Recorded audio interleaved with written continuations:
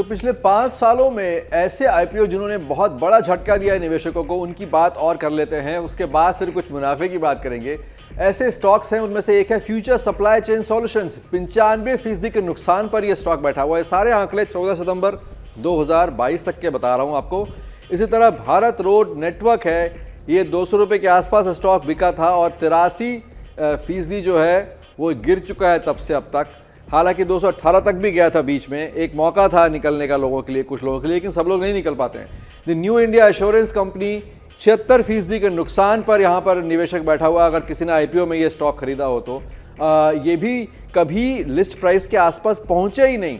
इसके अलावा general insurance corporation of India ये 71% के नुकसान पर बैठे हैं। और इसके अलावा एस चांद एंड कंपनी, इनका लिस्ट प्राइस 707 रुपये था, 71% के नुकसान पर ये बैठे। तो धीरज, ये 4-5 स्टॉक्स, फिर से वही बात कि आईपीओ पर इतना रश, आईपीओ पर मुनाफा कमाने की इतनी उम्मीद, लेकिन जो नतीजा है वो एकदम सिफर। नहीं, इन पांचों एग्जाम्पल में केवल पहले वाले को छोड़ के, फ्यूचर सप्लाई चेन कंपनी को छोड़ करके जी, जिसकी पेरेंट कंपनी पे पूरी निर्भरता थी और वो कंपनी दिवालिया हो गई है, और वो उसके दिवालिया होने की वजह से इस कंपनी की बदहाली दिख रही है। अच्छा। जहाँ पे अचानक देखते देखते एक कंपनी जो कि पूरी तरह से निर्भर थी, और ये सारी जानकारी निवेशकों को उपलब्ध थी, लेकिन बाकी जो कंपनियां हैं, इसमें 2 सरकारी कंपनी हैं, और ये कम्प्लीटली प्राइसिंग का इशू है। इन कंपनियों में अभी भी कोई समस्या नहीं है। ये कंपनी अभी भी कारोबार कर रही हैं, मुनाफा कमा रही हैं, शायद बढ़ेंगी भी दोबारा, और ये साइक्लिकल बिजनेसेस हैं दोनों ही।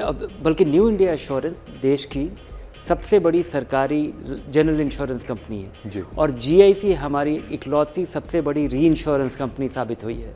और अगर इनका बुरा एक आध साल कभी बुरा ऊपर नीचे अगर हुआ भी, लेकिन ये अपने आप में काफ़ी स्ट्रॉन्ग कंपनी है। लेकिन इनके 70%, 80%, 90% गिर जाने का मतलब ये है कि जिस दाम पे इस शेयर को बेचा गया था वो बिल्कुल अनुचित था। तो दाम ज़्यादा थे, और कंपनियां शायद ज़रूरी नहीं सारी खराब हों, लेकिन जी हाँ, दाम ज़्यादा देके पहले आप फंस गए हैं, निवेशक बहुत सारे, जी हाँ, ऐसा कह सकते हैं। क्या एलआईसी के बारे में कोई, इस बारे में एलआईसी का भी आईपीओ बहुचर्चित आईपीओ था धीरेन्द्र, और वहाँ भी लोगों को इतना मुनाफा नहीं हुआ जिसकी बात की जा रही थी। जी हाँ, एलआईसी में तो ना तो मुनाफा हुआ और ना ही भविष्य में मुनाफे की उम्मीद है। उसका रीज़न, उसका प्रमुख कारण यह है कि एलआईसी अगले 5-7 साल तक, 10 साल तक अपना शेयर बाजार में बेचती रहेगी, क्योंकि अभी तक तो बहुत छोटा सा भाग बेचा गया, और वो भी बड़ी मुश्किल से, और बहुत ही मुश्किल समय में।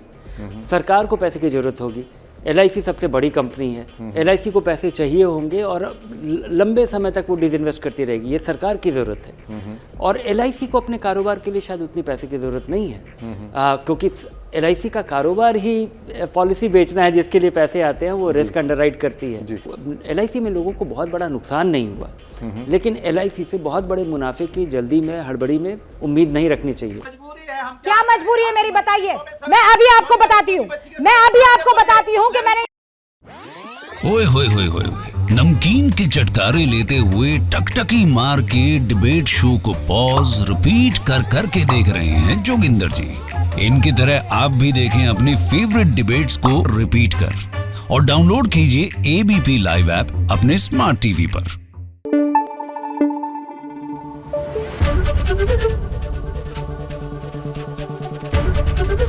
एबीपी न्यूज आपको रखे आगे।